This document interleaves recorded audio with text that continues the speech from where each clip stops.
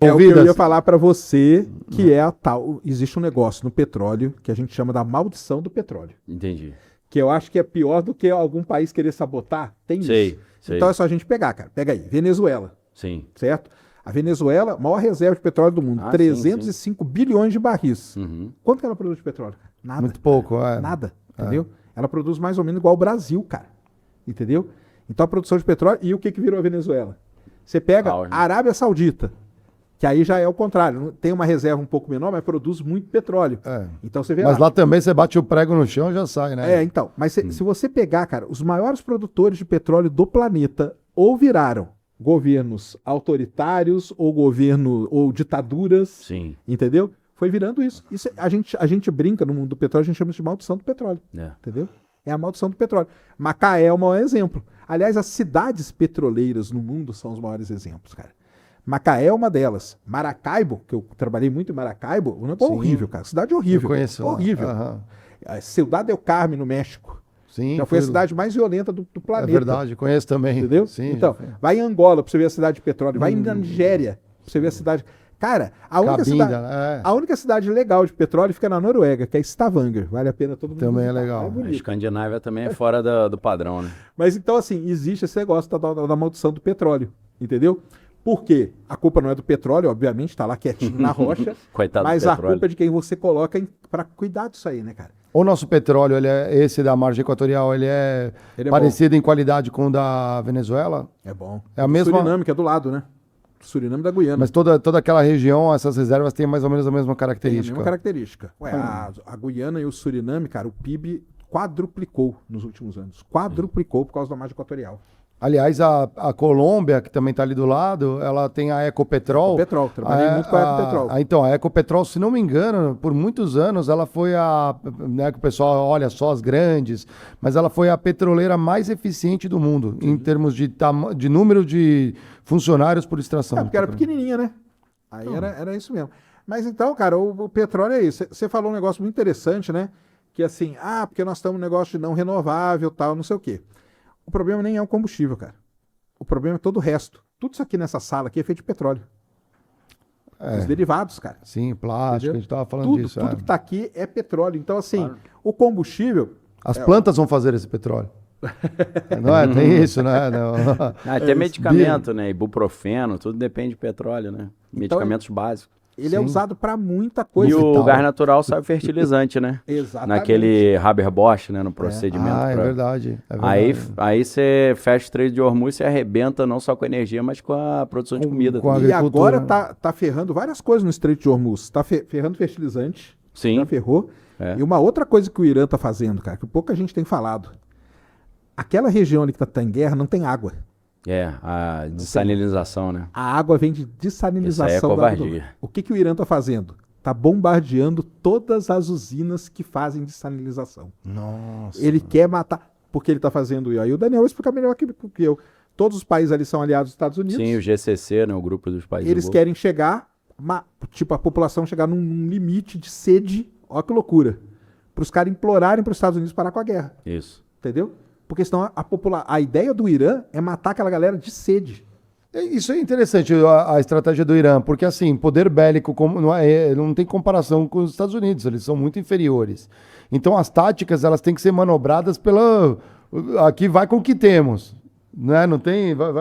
Mas eles estão com uma estratégia eficiente, porque os mísseis americanos antidrones eles custam $1 milhão, $2 milhões e o drone custa a merreca, né? 50 mil dólares. Eles estão usando uma arma caríssima para derrubar um negócio muito barato. Então, é uma conta que não está fechando também, né? Isso é uma desproporção. Então, mas essa complicada. Desproporção, ela não veio em cima de uma eficiência, ela veio em cima de uma venda de um lobby de empresas. Sim. Né, que trabalham em cima do mercado militar. Exato. Que tem sempre que vender o novo, né? Pinta, o míssil tem que ser pontudo, né? Brincadeira, né?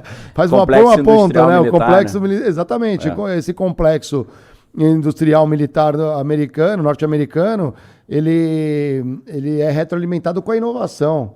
Sim.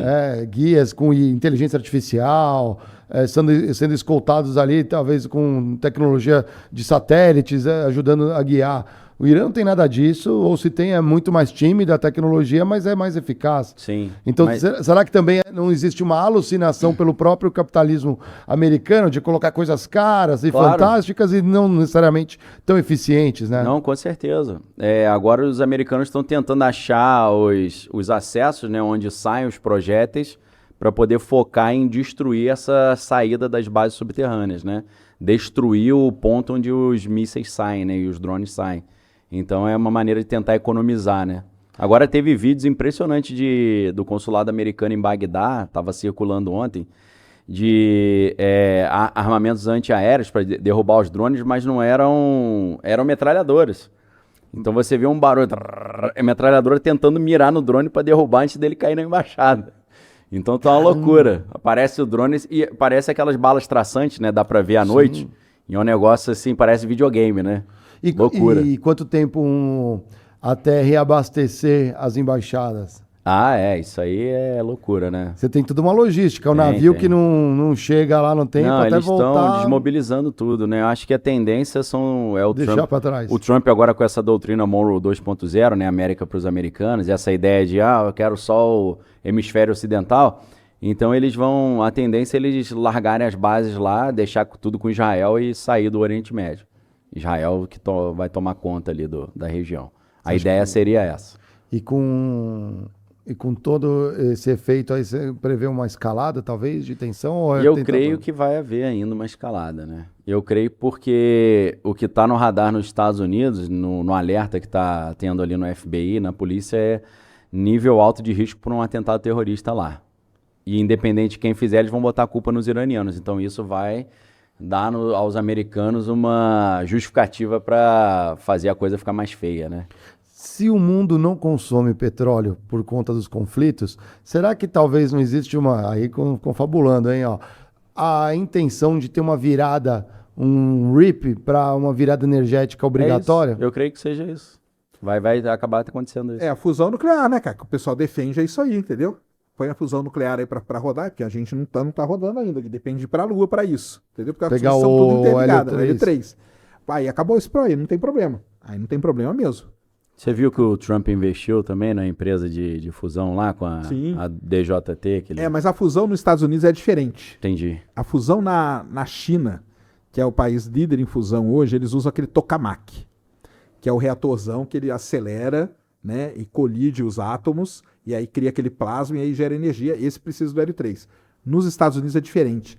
Eles usam aquele grande laboratório lá que eu esqueci, que é o laboratório de laser deles. L não sei o que, eu esqueci o nome. Lilo, lá não é LIGO não. Lá é de gravitacional, tô confundindo. Que eles fazem o seguinte, eles colocam uma pastilha de um determinado elemento e atiram laser de altíssima energia nela. Entendi. E na hora que essa partícula ela começa como se entrasse em ebulição ali, não é ebulição, é como se fosse, começa a ter fusão nuclear e aí você gera energia. Aí extrai a energia dali. Aí extrai. É o único lugar do mundo até hoje que fez, por fusão nuclear, energia positiva. Porque o grande problema da fusão hoje é que a gente gasta mais do que produz. Então a gente gasta 10 e produz 5, por exemplo.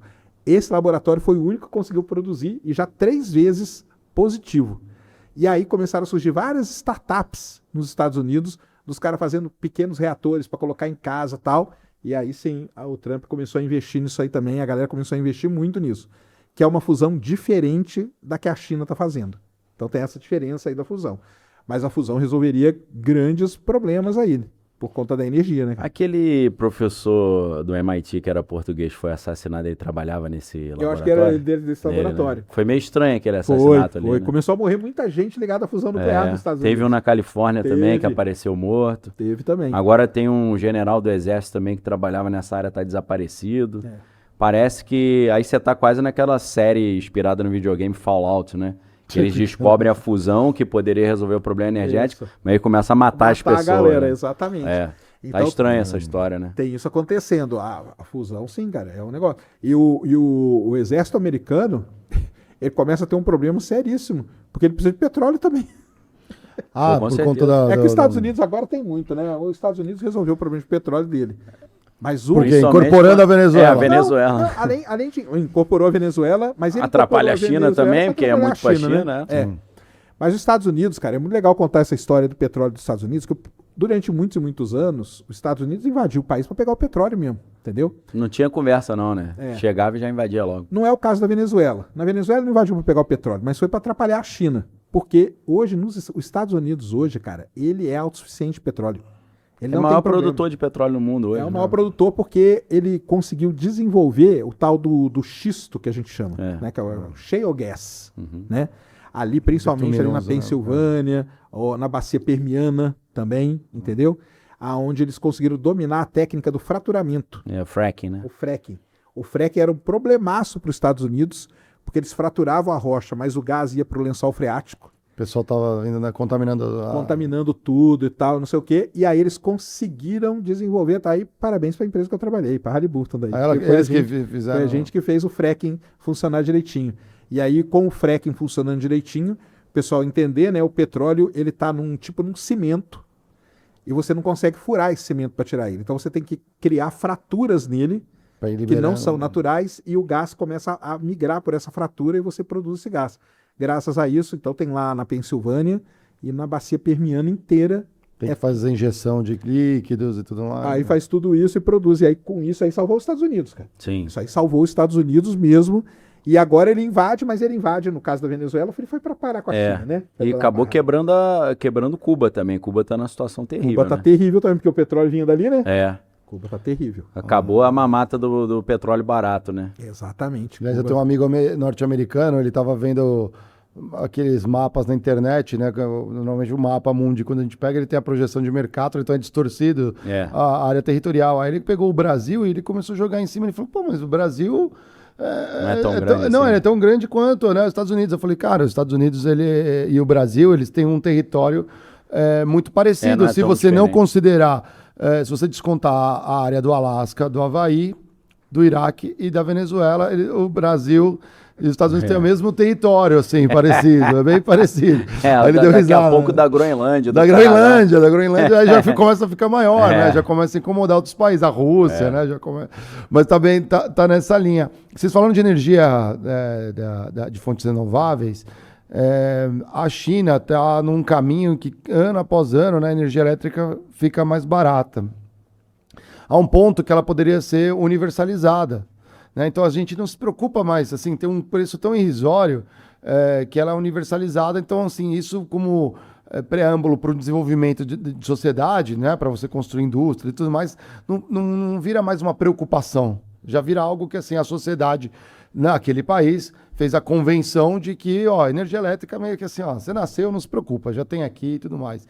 E chamou a atenção, né, de que as startups americanas estão desenvolvendo os pequenos reatores. Isso parece aquela corrida dos ratos, que também acontece no Brasil, do tipo, ó, tem uma pequena propriedade, vou colocar painel solar na minha casa Isso, e tudo mais. off-grid. Exatamente. Então, em vez de... você tem que ter um custo pessoal muito. Se você junta isso, a sociedade consegue construir coisas economicamente melhores em conjunto. Então, a gente não consegue nem colaborar como indivíduo para coisas que deveriam talvez serem universalizadas, não ter esse problema todo, esse imbróglio do petróleo, né? Não dá para você criar também um fracking, né? Uma usina, apesar de ser pequena, né? Bem pequena em comparação, né? sim, com certeza. Você também não vai colocar isso no seu quintal, você precisa de concessão, você tem licenças ambientais. Nos Estados Unidos é bem diferente, né? Então, pô, isso aí ajudou muito. São várias empresas, aliás, é bem diluído, né? O mercado sim, porque do nos Estados Unidos produtor. você descobre é seu, né, cara? Você pode produzir. Então você pode produzir a coisa ali no seu quintal, né? Que a gente brinca, né? Então você anda ali pela bacia permiana, ali, aquela região ali do Texas ali toda, você vê um monte de cavalinho de pau, você vê um monte de coisa que são propriedades de... Cara, às vezes o cara é criador de cavalo, entendeu? E tem petróleo na fazenda dele, às vezes o cara planta alguma coisa e tem petróleo ali, entendeu?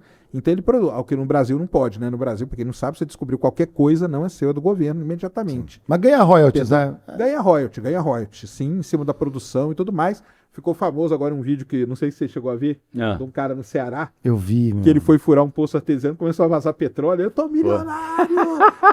Não, amigo, desculpa, cara, se fosse assim... Se explorar, você está, eu falei, né? primeiro você vai ter que entregar pro governo isso aí. Exato. E mesmo que tá bom, você vai explorar como, né? Aí o governo vai Mas lá era e vai bom, era ver. de qualidade, era aquele óleo Bahia que tem... Não é, cara, é ruim. É porque isso aí acontece muito. No Vale do Jequitinhonha e no Nordeste, às vezes o cara vai fazer um poço artesiano e fura um poço de gás, fura um posto de petróleo, Puxa. um reservatório de petróleo. Só que aquilo lá não é economicamente viável, entendeu? Então o que a ANP faz? Ela vai lá, vai fazer as medidas e tal, e vai declarar que não é economicamente viável, vai tampar aquilo ali e pronto, entendeu? E segue a vida. Fala, não fura mais aqui que vai dar problema. E aí o cara lá pulando, lá, tô milionário. Poxa. Mal sabia. Coitado, cara. Mas os Estados Unidos é isso, né? Cada um pode produzir e tudo mais. Eles têm a maneira de controlar, né? Porque a galera, por exemplo... Nas duas costas, os dois lados tem. Começa também, a crise, né? Que tá passando aí, eles mandam fechar e tal. O preço do petróleo foi uma preocupação, né? Teve gente que chegou aqui a bater 170.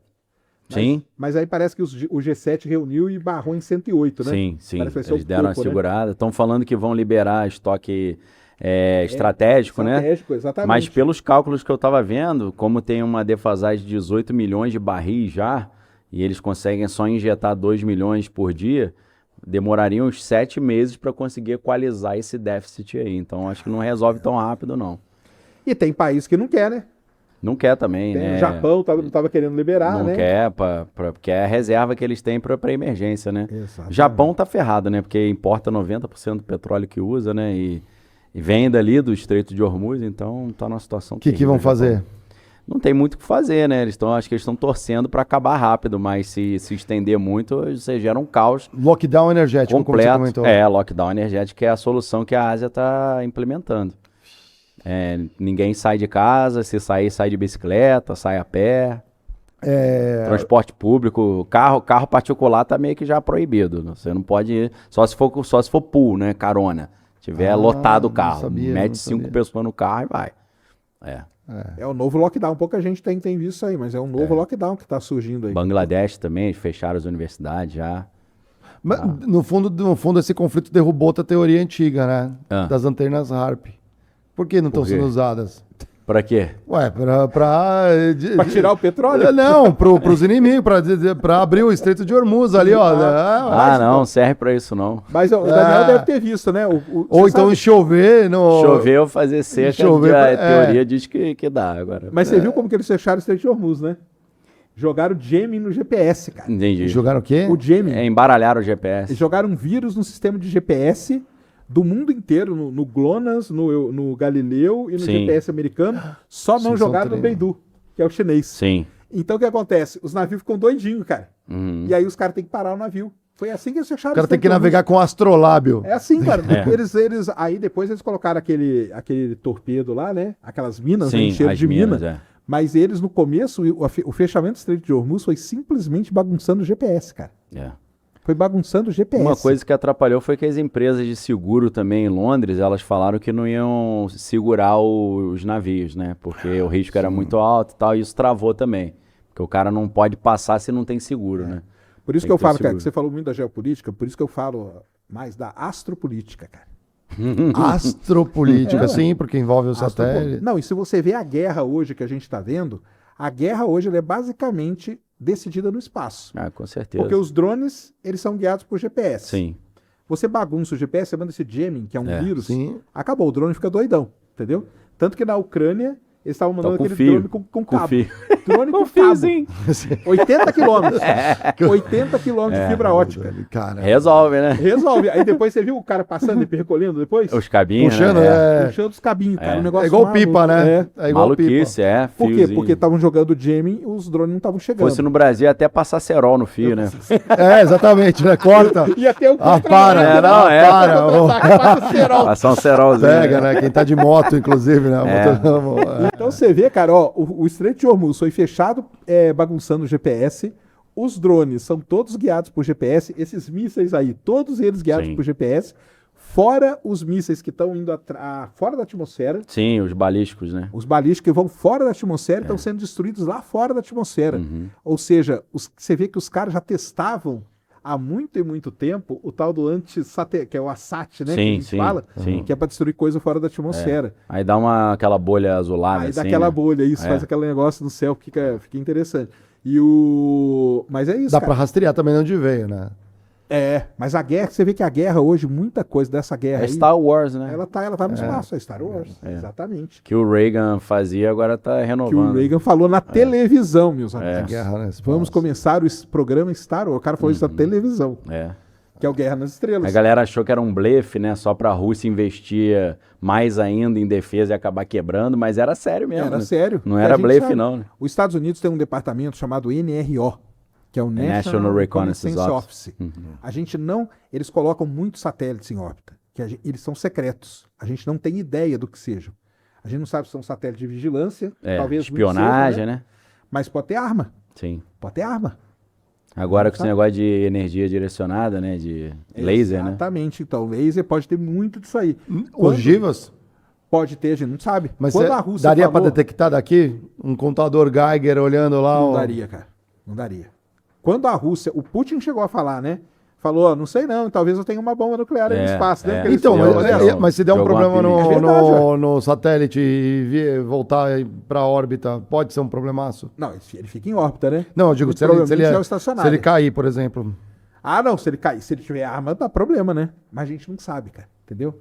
Fica essa especulação. Aí é tem a Space Force, né? Tem a Space Force hoje nos Estados Unidos. E fica esse jogo meio...